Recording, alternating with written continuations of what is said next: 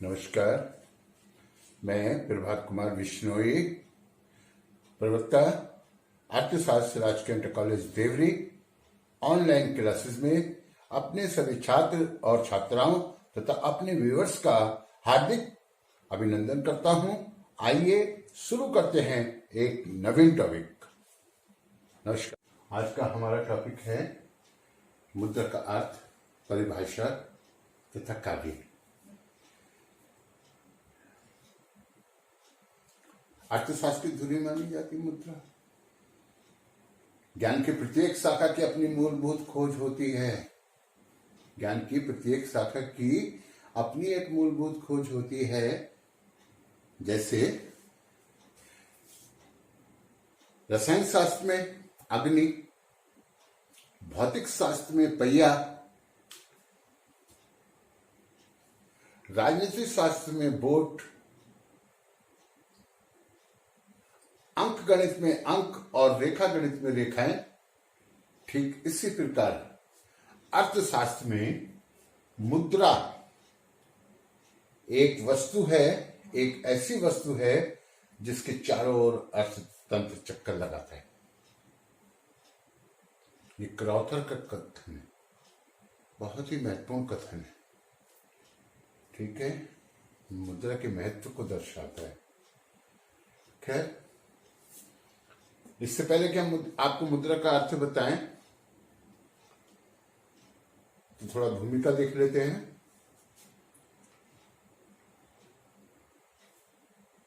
मानव सभ्यता को हम 4 भागों में बांटते हैं। ठीक है, पहला है आखेट अवस्था।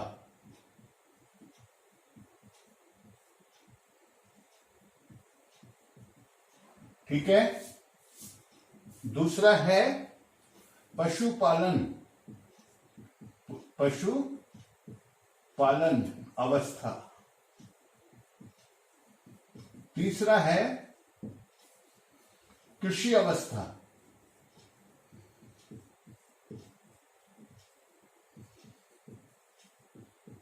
और चौथा है औद्योगिक अवस्था।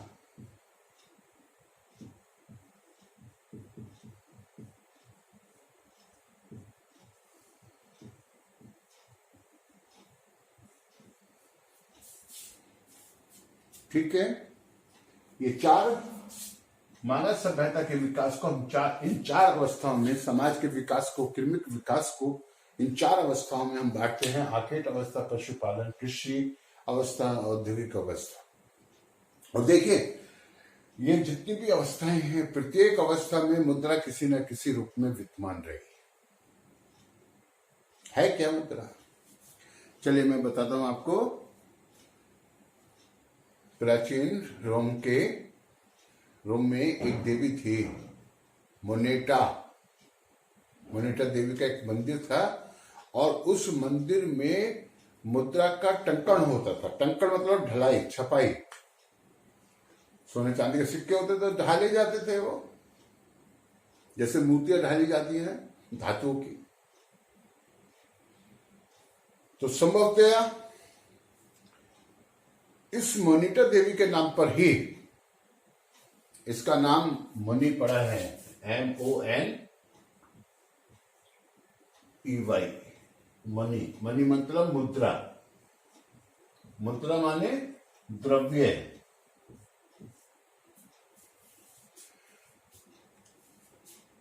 मुद्रा पड़ा है। प्राचीन काल में क्या होता था, राजा महाराजा होते थे। राजा महाराजाओं की अपनी एक मुद्रा होती थी। और जो व्यक्ति राजा की मुद्रा रखते थे, वो किसी भी समय महल के किसी भी भाग में आ जा सकते थे। उन्हें पहरेदार कोई कुछ नहीं कहता। फर्स्ट, मैं आपको याद दिला दूं, शकुंतला को राजा दुष्यंत ने एक मुद्रा दी थी। और वो मुद्रा पानी पीते समय उससे पानी में गिर गई थी, खो गई थी। गंधर्व विवाह किया था राजा दुष्यंत ने शकुंतला के साथ, और कहा था कि जब ऋषि आ जाए तो आप हमारे महाराजा ने, ठीक है ना। तो मुद्रा खो गई, तो नहीं जान सकी, राजा पहचान ही नहीं पाया, शराफत जो भी जैसा भी हो, ठीक है। तो मुद्रा तो वही है, राजा की मुद्रा माने तो अंगूठी में होता है, पहचान। तो राजा की मुद्रा जिन लोगों के पास होती, जो राजा के विश्वास पात्र लोग होते, जैसे सेनापति हुआ, मंत्री हुए या गुप्तचर हुए, तो वो कभी भी किसी भी समय राजा तक पहुंच जा सकते थे, उन्हें कोई रोक टोक नहीं थी। तो संभवतः इसी के नाम पे इसका नाम, क्योंकि राज्य के द्वारा मुद्रा प्रचलित की जाती है, इसलिए संभवतः इसका नाम मुद्रा पड़ा है, ठीक है, कोई बात नहीं। शुरू में आखिरी अवस्था था, उस समय मनुष्य जंगलों में रहता था, पशुओं का शिकार करता था, कंदराओं में, झाड़ियों में रहता था, छाल वस्त्र के रूप में धारण करता था। तो उस समय जबकि आखेट करता था मनुष्य, पशुओं की खालें और चर्बी मुद्रा का कार्य करती थी। पशुपालन में जब मनुष्य ने पशुओं को पालना शुरू कर दिया, तो मुद्रा का कार्य पशुओं ने करना शुरू कर दिया। मनुस्मृति में, हमारा धार्मिक मनुस्मृति कानून का प्रमुख स्रोत है, ठीक है, और उसमें जो दंड विधान दिया हुआ है, ठीक है, वो पशुओं में, यहां केवल भारत की बात नहीं कर रहे, हम तो विदेशों की बात कर रहे हैं। विदेशों में इलियट का जो काव्य है, जैसे हमारा महाभारत है, ऐसे इलियट है होमर का। तो उसमें जो योद्धा हैं, जैसे हमारे यहाँ महाभारत में अर्जुन वगैरह हैं, ऐसे ही उसमें भी योद्धा हैं। तो उन योद्धाओं के शस्त्रों का मूल्य बैलों में आका गया। इसी प्रकार भारत में तो ये कहते हैं एक दासी की कीमत 4 भेड़ों के बराबर होती। तो पशुओं में दंड दिया जाता था, पशु में दिया जाता था, ठीक है। संपत्ति होती थी पशु, गजधन, गोजधन, बाजधन और रतनधन खान, है ना। तो ये गजधन है ना, बाजधन, गज माने हाथी, बाज माने घोड़ा, है, ये धनी माना गया है। कृषि अवस्था में अन्न ने मुद्रा का कार्य किया, ठीक है। गेहूं, जौ, बाजरा, मक्का। आज भी नॉर्वे में मक्का को, यानी भुंटा, जो आपके यहाँ भुंटा पैदा होता है, कुकुड़ी बोलते हैं पंजाबियों में, उसको वैधानिक मुद्रा का दर्जा प्राप्त है ना। अजीब बात, नॉर्वे जैसा विकसित राष्ट्र और मुद्रा का वैधानिक दर्जा मक्का को। औद्योगिक अवस्था में सोने चांदी के, पहले तो सोने चांदी के सिक्के आए, फिर उसके बाद पत्र मुद्रा आई, जो आज भी चल रही है। और अब ये पत्र मुद्रा भी धीरे धीरे लुप्त होती जा रही है, ठीक है। इसकी जगह क्या आ रहा है, क्रेडिट कार्ड आ रहा है, डेबिट कार्ड आ रहा है, नगदहीन समाज की ओर हम आज अग्रसर हो रहे हैं, ठीक है। तो ये मुद्रा का परिचय है। मुद्रा कोई भी वस्तु है ना, जो विनिमय के माध्यम, मूल्य के मापक, मूल्य का संचय, स्थगित भुगतानों के मान के रूप में कार्य करती है, मुद्रा कहलाती है। ये एक है ना। चलिए, मुद्रा की परिभाषा को हम 3 भागों में बांटेंगे। एक संकीर्ण अर्थ में मुद्रा की परिभाषा, दूसरा है विस्तृत अर्थ में मुद्रा की परिभाषा, और तीसरा है संकुचित अर्थ में, उचित अर्थ में मुद्रा की परिभाषा। लेकिन मैं आपको बता दूं, जब और थोड़ी बड़ी क्लास में जाते हैं आप, तो सामान्य प्रकृति पर आधारित परिभाषा है, वैधानिकता पर आधारित परिभाषा है ना, सर्वविधिकार्यता पर आधारित परिभाषाएं हैं, सामान्य स्वीकृति पर आधारित परिभाषाएं हैं। तो मुद्रा की परिभाषा को अनेक भागों में बांटा गया, लेकिन इंटरमीडिएट में हम 3 भागों में बांटते हैं, संकीर्ण, विस्तृत, उचित। संकीर्ण अर्थ में तो छोटे अर्थ में मुद्रा का अभिप्राय होता है सिक्के केवल धात्विक सिक्के ही मुद्रा है। सिक्के केवल धात्विक सिक्के ही मुद्रा है। ये किसने कहा? डॉक्टर प्राइस ने कहा। डॉक्टर प्राइस ने कहा सिक्के केवल धात्विक सिक्के ही मुद्रा है। अर्थात इसमें कागज की मुद्रा को मुद्रा नहीं माना जाता है, केवल धातु के बने धातु, जानते हैं ना, सोना चांदी वगैरह वगैरह, तो धातु से बने हुए सिक्कों को ही मुद्रा कहा गया। तो मुद्रा है ना, सिक्के केवल धातु से बने सिक्के ही मुद्रा है। सिक्के केवल धात्विक धात्विक सिक्के ही मुद्रा है। ठीक है, सिक्के केवल धात्विक सिक्के ही मुद्रा है। धात्विक अर्थात धातु से बने सिक्के ही मुद्रा है। ये परिभाषा डॉक्टर प्राइस की दी हुई है। बहुत संकुचित अर्थ की परिभाषा है, इसमें केवल धातु से बने सिक्कों को मुद्रा माना गया है। अब देखिए ना, विस्तृत अर्थ की परिभाषा ये दी है डॉक्टर हॉर्ट्रे ने, हॉर्ट्रे वीदर्स, डॉक्टर हॉर्ट्रे वीदर्स, ये परिभाषा डॉक्टर हॉर्ट्रे वीदर्स ने दी है। क्या कहा उन्होंने? मुद्रा वह है जो मुद्रा का कार्य करे, अर्थात कोई भी वस्तु जो विनिमय माध्यम, मूल्य मापन, मूल्य संचय और स्थगित भुगतानों के मान के रूप में कार्य करती है, मुद्रा कहलाती है। मैं एक दोहा सुना रहा हूं, आपको याद कर लेंगे तो बहुत अच्छा रहेगा। एग्जाम में आपको तुरंत याद आ जाएगा। मुद्रा के कार्य हैं 4: माध्यम, मापन, संचय, आधार। अर्थात मूल्य का मापन यानी विनिमय का माध्यम, मूल्य का मापन, यानी मूल्य का संचय और स्थगित भुगतानों का मान। तो मुद्रा के कार्य हैं 4: माध्यम, मापन, संचय, आधार। याद कर लीजिए, हो जाएगा याद। तो सबसे पहले अब हम आपको बता दें, मैंने बताया आपको डॉक्टर हॉर्ट्रे वीदर्स ने कहा है कि मुद्रा वह है जो मुद्रा का कार्य करे, अर्थात कोई भी वस्तु जो विनिमय का माध्यम, मूल्य का मापन है ना, मूल्य का संचय और स्थगित भुगतान के मान के रूप में कार्य करती है, मुद्रा कहलाती है। तो ये तो इसमें तो बहुत ही विस्तृत अर्थ हो गया। इसमें केवल सिक्के नहीं, पत्र मुद्रा भी, केवल पत्र मुद्रा ही नहीं, साख मुद्रा, जैसे कहिए कि चेक है, हुंडी है, ड्राफ्ट है, बिल ऑफ एक्सचेंज है, ठीक है ना। हुंडी बड़ी मजेदार होती है, आपको मैं हुंडी सुनिए। ये ज्यादातर महाराष्ट्र में मालगाड़ी जो बनी है वो लिखते हैं, और क्या लिखते हैं, इसमें जो हुंडी है जिसको पैसा लेना होता है वो लिखता है, और उस व्यक्ति पे लिखता है जिससे पैसा लेना है। ठीक है, 2 प्रकार की होती है, सरल हुंडी और दार्शनिक हुंडी। सरल हुंडी तो चलो कोई बात नहीं, आपने की, समय पे पैसा लौटा दिया तो ठीक, और नहीं लौटाया तो कोई बात नहीं, फिर कुछ समय का मिल जाएगा है।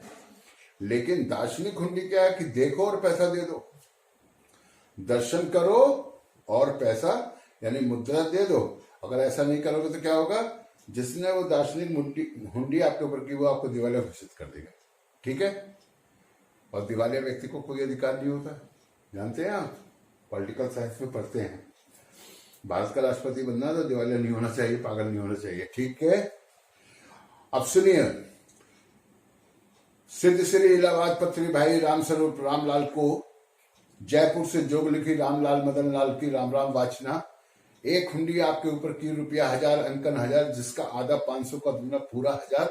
यहां रख दीजिए दी जेवनर बैंक लिमिटेड के पास फागुन सुदी मिति 8 संवत इतनी। ठीक है, तो इस तरीके से हुंडी लिखी जाती है। और ये जो हुंडी है ये एक साख पत्र है, और साख पत्र जो होता है वो मुद्रा की तरह ही काम करता है। जैसे एक चेक होता है, एक हाथ से दूसरे हाथ में, दूसरे हाथ से तीसरे हाथ में, तीसरे हाथ से चौथे हाथ में, भिन्न भिन्न व्यक्तियों के हाथों से गुजरता चला जाता है, क्योंकि चेक का कार्यकाल होता है 2 महीना, पहले 3 महीना, 2 महीना। तो 2 महीने तक एक चेक बिल्कुल किस प्रकार कार्य करता है, मुद्रा की भांति, मुद्रा की सदृश कार्य करता है। इसलिए साख मुद्रा को भी ये मुद्रा मानते हैं। हॉर्ट्रे वीदर्स ने बहुत बड़ी परिभाषा दे दी, बहुत व्यापक अर्थ की परिभाषा दे दी। लेकिन क्या आपका चेक कोई स्वीकार कर लेगा? आपका कोई विनिमय विपत्र आपसे स्वीकार कर लेगा, प्रोमिसरी नोट कोई आपसे ले लेगा। प्रोमिसरी का मतलब है हम वचन पत्र दे रहे हैं, वचन पत्र हम आपको दे रहे हैं। मैं कह रहा हूं कि मैं यानी कि धारक को 1,000 रुपये अदा करने का वचन देता हूं, कागज पे लिख दिया मैंने, प्रोमिसरी नोट बन गया। क्या ले लेंगे आप उसको मुझसे? हाँ जरूर ले लेंगे भाई, मैं मुझसे तो ले लेंगे, लेकिन एक सड़क चलता आदमी आपको कहे ये 1,000 रुपये का प्रोमिसरी नोट यानी कि मैं आपको लिख के दे रहा हूं कि मैं धारक को 1,000 रुपये अदा करने का वचन देता हूं, तो क्या आप उसका स्वीकार करेंगे? अरे भाई रिजर्व बैंक तो लिखता ही है, वो तो 10 के नोट पे, 5 के नोट पे, 100 के नोट पे, 50 के नोट पे, 500 के नोट पे, 2,000 के नोट पे लिखता है मैं धारक को इतने रुपए अदा करने का वचन देता हूं, तो वो रिजर्व बैंक है। राह चलता आदमी थोड़ा ना उसका विश्वास कर लोगे, इसी को प्रोमिसरी नोट कहते हैं। चलिए ये भी साख पत्र है। हॉटे रीडर्स ने बहुत ही विस्तृत अर्थ में मुद्रा की परिभाषा दी है। अब आते हैं हम उचित अर्थ में। तो उचित अर्थ में प्रोफेसर मार्शल एली और जेनकिंस, ठीक है, और भी बहुत सारे अर्थशास्त्रियों ने परिभाषित किया, जैसे सेलिंगमैन है, ठीक है, प्रोफेसर नेप है ना, प्रोफेसर कॉल है। चलिए मैं इन सबकी परिभाषा आपको सुनाता हूं और संभवतः आप इनको याद भी कर पाएंगे सुनकर। मैं आपको डिस्क्रिप्शन बॉक्स में भी लिखूंगा इनके लिए। आज तो हमारा ये पूरा टॉपिक परिभाषा में ही निकल जाएगा, ठीक है।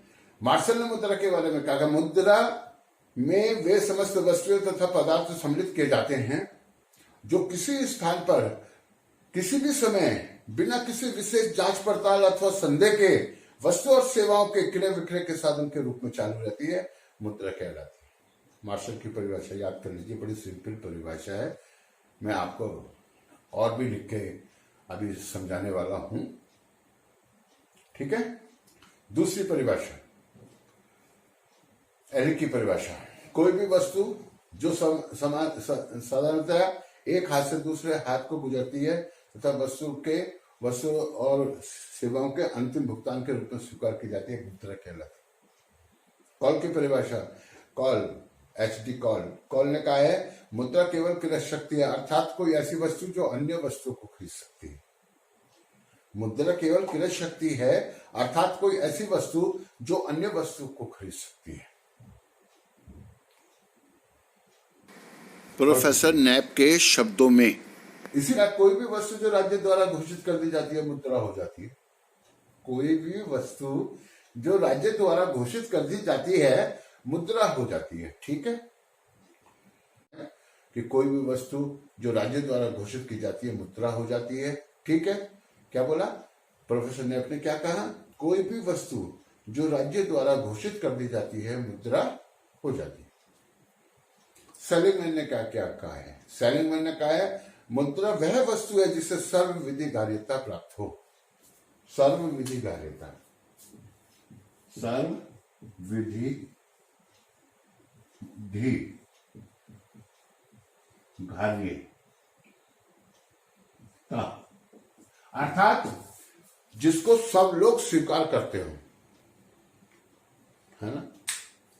आप देखोगे ये नोट है, यहां से लेके वहां तक सभी कहेंगे ले लेंगे, आप 20 रुपए का जो भी आता है वो आप इससे ले सकते हो, ठीक है। तो मुद्रा की परिभाषा 3 प्रकार से हमने दी है, उचित अर्थ में, विस्तृत अर्थ में और संकुचित अर्थ में। इसी प्रकार मुद्रा के कार्यों को भी हम कहिए कि 4 भागों में बांट के उनका अध्ययन करते हैं। सबसे पहले प्रमुख कार्य। तो प्रमुख कार्यों में यही एग्जाम के लिए बहुत ही महत्वपूर्ण क्वेश्चन है, मुद्रा के प्रमुख कार्यों की व्याख्या कीजिए, ठीक है। तो मुद्रा के जो प्रमुख कार्य हैं वो 2 हैं, एक विनिमय का माध्यम, दूसरा मूल्य का मापक। यानी कि मूल्य का मापन कौन मापता है? जैसे दूध को लीटर में, कपड़े को मीटर में, ठीक है। आलू प्याज उसको किसमें, किलोग्राम में मापा जाता है। इसी प्रकार वस्तु के मूल्य हम किसमें मापते हैं, मुद्रा में। 1 दर्जन केले कितने के, 40 रुपए के। 1 किलो सेब कितने के, 100 रुपए के। ये पेन कितने का, 20 रुपए का, 50 रुपए का, जो भी। एक एरोप्लेन कितने का, एक कार कितने की। तो सबका मूल्य सुई हो या एरोप्लेन, सभी वस्तुओं का मूल्य मुद्रा में आंका जाता है, मापा जाता है। ठीक है। मान लीजिए हम एक कार का मूल्य, कार बता रहे हैं 5 लाख रुपए या 5.5 लाख रुपए। ठीक है। कितना होता है, 5.5 लाख रुपए।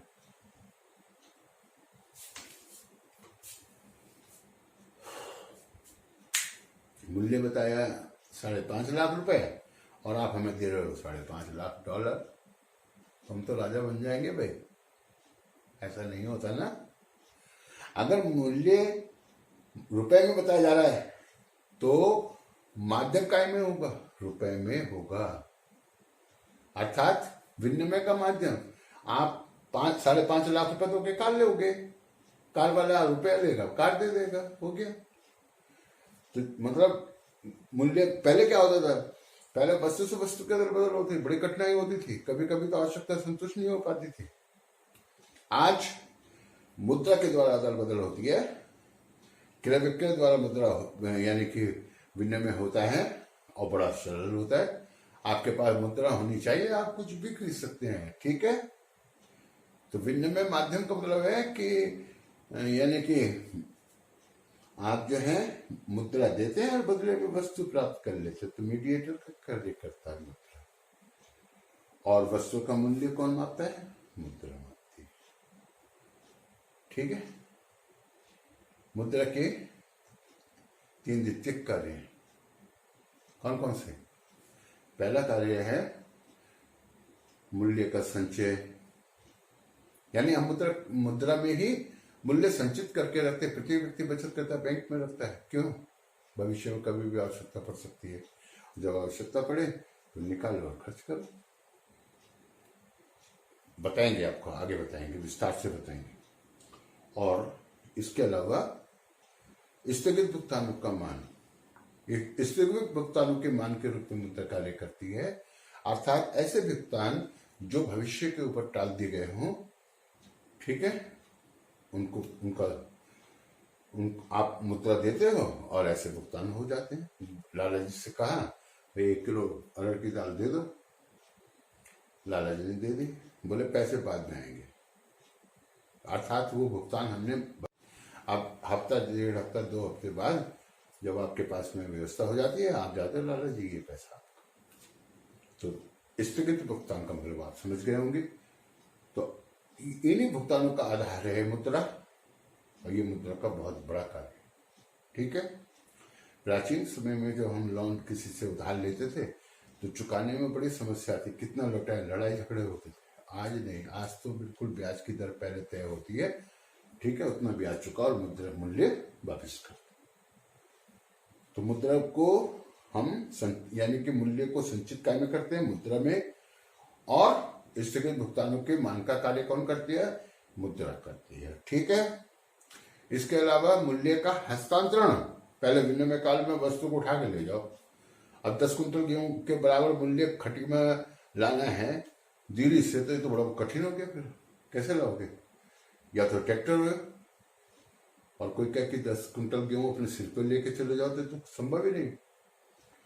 और 10 नहीं, 1000 कुंटल है ना, 1 लाख कुंटल के पैसे आप एक सूटकेस में भरो और कहीं भी चले जाओ। कितना आसान हो गया मूल्य को एक स्थान से दूसरे स्थान को लाना, ले जाना। तो मूल्य का हस्तांतरण, तो ये सहायक कार्य है। ठीक है। तो आज के लिए इतना ही, बाकी अगले वीडियो में बहुत जल्दी आपको इससे अगला वीडियो में